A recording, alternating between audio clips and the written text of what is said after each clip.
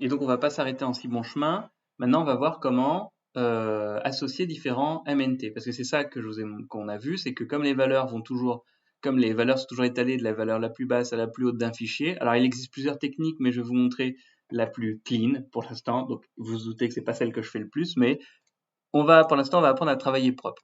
Déjà, je vais me remettre à bande grise unique, voilà, et je vais venir recharger tous mes menoteux.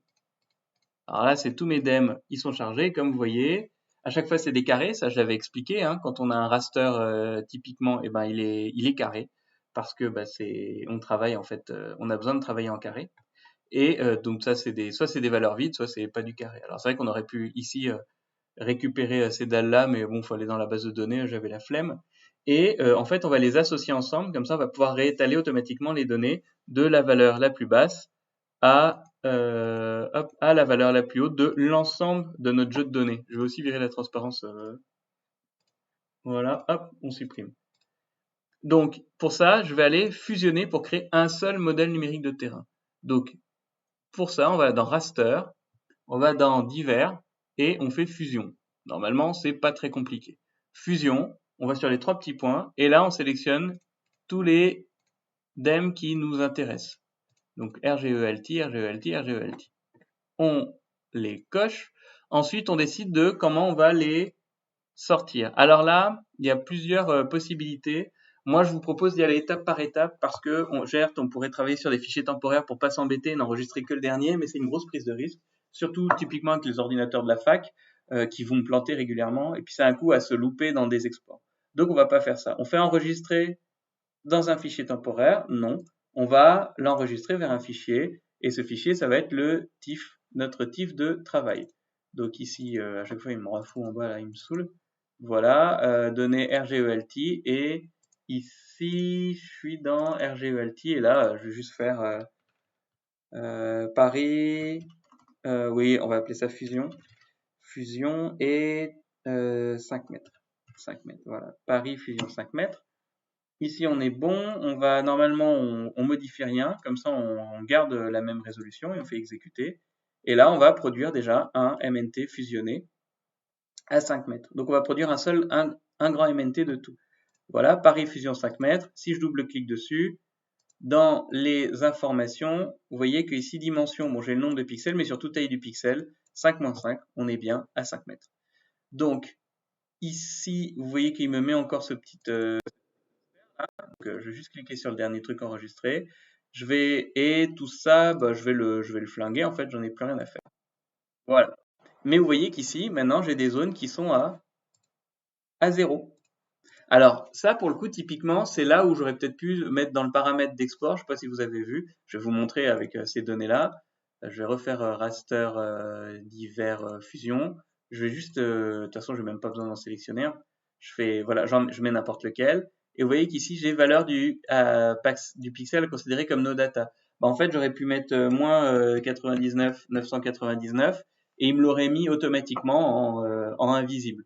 Donc ça aurait pu être pas mal en fait. Il me donne un pixel qui dit bon bah ça, le considère pas. Je vous ai dit, un raster c'est toujours un carré. Bon là je l'ai pas fait, c'était pas très malin. Alors dans ce cas-là on s'en fiche parce que j'ai pas de valeur à 0. Donc je peux lui indiquer que 0 c'est la valeur nulle et il va pas m'embêter. Mais des fois vous êtes sur des lacs qui ont une valeur qui est finalement inférieure, un bord de lac qui a une valeur qui est inférieure à 0. Donc si vous mettez que de rendre invisible et de ne pas considérer tout ce qui est mis à 0, et ben résultat vous allez aussi perdre toutes vos données négatives. Donc vaut mieux penser à mettre moins 99 999. C'est pas hyper grave, hein, mais voilà, c'est pour y penser. Donc ici, en tout cas, vous voyez maintenant que mes valeurs sont bien étalées de ma valeur la plus haute, ici 162 mètres, ici 131 mètres, à ma valeur la plus basse, on va dire le milieu de la scène, donc on est à 26 mètres et des brouettes. Donc, la deuxième chose qu'on va faire, c'est on ne veut travailler que sur cette zone, hein, on va travailler sur la zone, vous voyez, ça, ce double truc, c'est le périph. D'ailleurs, on va regarder quand on avance, c'est assez cool, on voit donc les bâtiments ont été nettoyés, mais des fois, on voit que les dalles de bâtiments sont restées. Alors, par exemple, je vais zoomer sur cette zone, je clique, et si je fais observer uniquement ce qu'il y a dans l'emprise de mon canevas, alors j'ai un truc très drôle, ça c'est la bièvre, vous avez vu comment elle est visible sur le RGE, ça c'est assez cool. Maintenant, on va zoomer sur une plus petite zone où il y a des immeubles partout. Bah voilà, vers vers Italie, hein, c'est pas mal Italie. Voilà, on est dans ce secteur-là. Là, ça manque pas de bâtiments. Hop, je zoome sur ma zone et vous voyez, bah là, en fait, j'ai trop de dénivelé. Mais voilà, j'ai plein de choses. J'ai toutes les bases d'immeubles. Ça, c'est le fort c'est le fort de Charenton. Et voilà, mais je vais plutôt zoomer là. Et vous voyez, il y a quand même toutes les emprises au sol qui sont restées marquées avec bah, des rues qui sont plus basses que d'autres. Et c'est ce qu'on voit ici. Donc voilà, là, ça, c'est ce qu'on voit. On va réétaler. Et maintenant, la deuxième chose, on va venir découper notre SCR. Qu'est-ce que je raconte? On va venir découper notre raster. Pour ça, c'est extraction et selon une emprise. Alors là, selon une emprise, il faut faire attention. Dès qu'on est dans la bibliothèque GEDAL, en clair sur le travail de raster, la plupart du temps, pour que ça marche bien, surtout l'emprise, c'est comme le géoréférenceur. Il faut que, si on clique, parce qu'en fait, on peut dessiner sur la carte la zone qu'on veut extraire. Mais donc, ça va venir lire les coordonnées de la carte. Et si vous avez une carte et un fond de carte, et pardon, et un canevas et une carte qui sont pas dans le même système, ça va pas marcher. Donc là, on a exporté notre truc Fusion en RGF 93 Ambert 93. Ici, on a la même chose, RGF 93 Ambert 93. Donc ici, on est bon, sinon ça n'aurait pas fonctionné. Mais sinon, d'ailleurs, c'est comme ça que vous pouvez, en cliquant là, changer très vite pour adopter votre système de projection, hein. Le système de projection de la carte pour être sûr de la découper proprement. Donc ici, on y va. Raster, extraction. Alors, selon une emprise ou une couche de masque, d'ailleurs, ça c'est intéressant. Une couche de masque, ça pourrait dire que vous, par exemple, vous avez dessiné un polygone et vous voulez découper le raster en fonction du polygone. Ça, c'est quand vous voulez des rasters qui ont des formes un peu complexes. Alors, je sais que j'ai dit qu'un raster serait toujours carré. Bah, ce qui se passe, c'est que tout ce qui est en dehors de votre forme complexe, on va lui mettre la valeur de moins 99 999 et on le fera en transparence facilement. Là, on va faire une emprise. Une emprise, donc, il a sélectionné mon seul raster, l'étendue de découpage. Je peux cliquer là pour faire tout le canevas ou je clique là pour faire depuis une autre couche ou en dessinant sur la carte. Là, je vais dessiner sur la carte à peu près. Je vais me mettre comme ça. Ouais, on coupe un peu le 16e, mais on les emmerde. Et hop, je découpe et là, j'ai mon masque, faut me croire sur parole. Des fois, il affiche, des fois, il affiche pas. Ça, c'est fatigant. En revanche, maintenant, ce qu'on va faire, c'est que on va venir l'exporter non plus dans un TIFF, parce que mais si, on va l'exporter dans un TIFF, pardon, parce qu'en fait, on n'a pas fini. Ensuite, on l'exportera avec un bon système de coordonnées pour tout remettre en LAMP 93 tout court. Ça ne serait rien changer, mais comme ça, je vous montre les manips. Donc Paris Fusion 50 mètres, et là, je fais Paris. Donc là, on est Paris, on va dire extrait, voilà, à 5 mètres, 50 mètres, mais bien sûr, Rémi. Voilà, donc ici on a notre nouvelle couche découpée. D'ailleurs, vous voyez qu'à chaque fois ça réétale les couleurs. Donc ça, je l'utilise plus. Voilà, moi je veux juste utiliser ça. Et maintenant, vous voyez que là, mon système est toujours pas sauvegardé. Donc je garde, voilà, à chaque fois il faut que je clique dessus. Et en fait, maintenant, je vais venir l'exporter. Alors attention, une matrice de raster, pour reprojeter une matrice de raster, on peut faire clic droit, exporter, mais on n'aura pas les bons paramètres. Là, il faut vraiment utiliser, si on veut un raster qui est propre, c'est-à-dire qu'en fait, vous risquez d'avoir un raster qui est pas propre, que vous ne pourrez pas utiliser pour des analyses, type visibilité. On testera tout à l'heure la visibilité, je pense, enfin tout à l'heure ou dans une autre vidéo. Mais typiquement, si vous avez un raster qui est mal recompressé, vous allez avoir des problèmes. Donc, ce qu'il faut faire, en fait, il faut utiliser l'outil Warp. Donc, il faut aller dans raster, faut aller dans reprojeter, donc c'est quoi? C'est conversion, je sais. Ah voilà, bah oui, projection. On reprojette, projection. Alors, assigner une projection, ça, c'est ce que j'ai fait en cliquant sur la petite map monde avec un point d'interrogation. Extraire la projection, bon, ça, on va lire la projection, mais nous, on veut reprojeter, donc on va faire warp.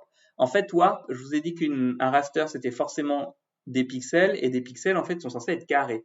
Et des fois, quand on modifie sans vraiment faire warp, on va obtenir des pixels qui sont rectangulaires. Et ça, il y a encore plein d'outils qui sont un petit peu sensibles, qui n'aiment pas les pixels rectangulaires. Donc, on va venir sur warp, il va nous faire un truc vraiment clean. SCR d'origine, on ne le touche pas, il le connaît. Et SCR du SIM, on va se mettre dans le SCR que j'aurais dû remettre du projet. Et le SCR du projet, c'est le... Pourquoi il me propose rien il m'embête. SCR cible... Je peux pas rajouter. Bon, vous allez voir. Je vais ici, je vais le mettre... Si je le remets ici, il me l'affichera là-bas. C'est des petits détails, des petits bugs des fois. Donc là, j'étais à Lambert 93 normal. Donc c'était lui. Alors vous, je sais plus si vous avez utilisé 2154 ou comme on est sur Paris, le CC49, ça devrait être le mieux. Là, je l'ai pas fait, tant pis. Appliquer, voilà. Là, et vous voyez que la projection, la forme est légèrement différente. Donc, il faut vraiment faire gaffe à ça.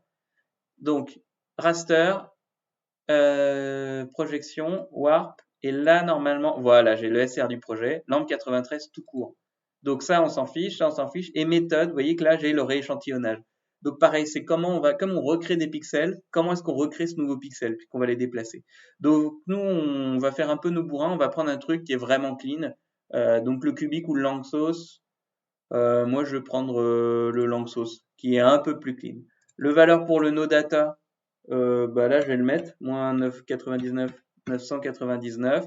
Résolution du fichier en sortie, on va pas y toucher, il devrait nous garder le 5 mètres. On pourrait le modifier, mais normalement, il nous garde le 5 mètres. L'étendue du raster, on est bon. Là aussi, en fait, on a pu redécouper. Et maintenant, normalement, on va plus y retoucher, donc on l'enregistre.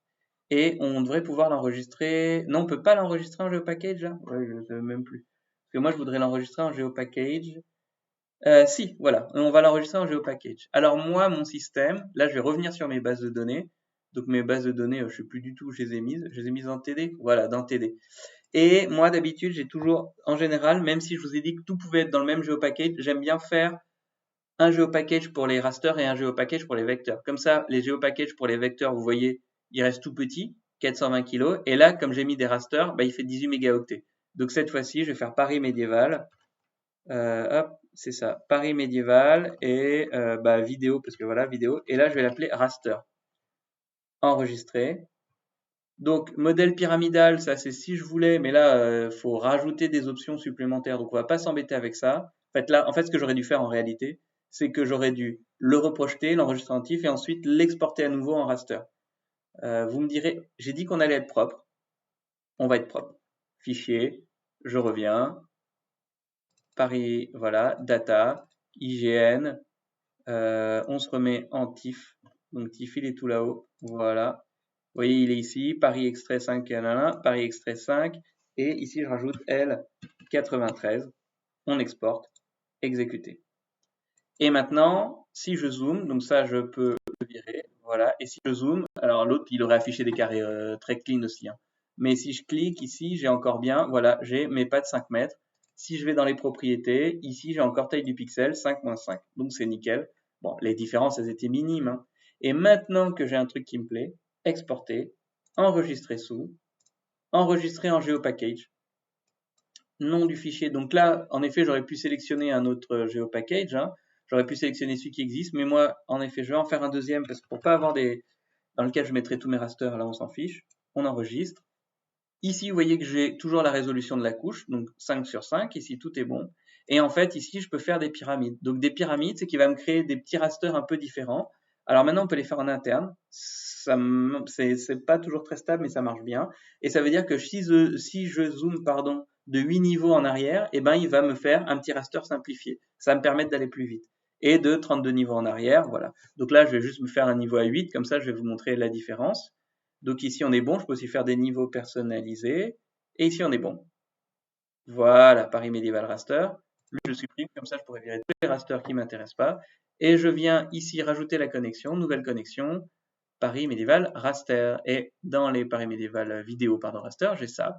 Donc c'est nickel. Je vais le laisser en dessous. Vous voyez, comme ça, je peux faire apparaître d'autres éléments. Je vais peut-être, oui, non, il est très bien, c'est juste que ça, je le vire. Pour l'instant, j'utilise que ça.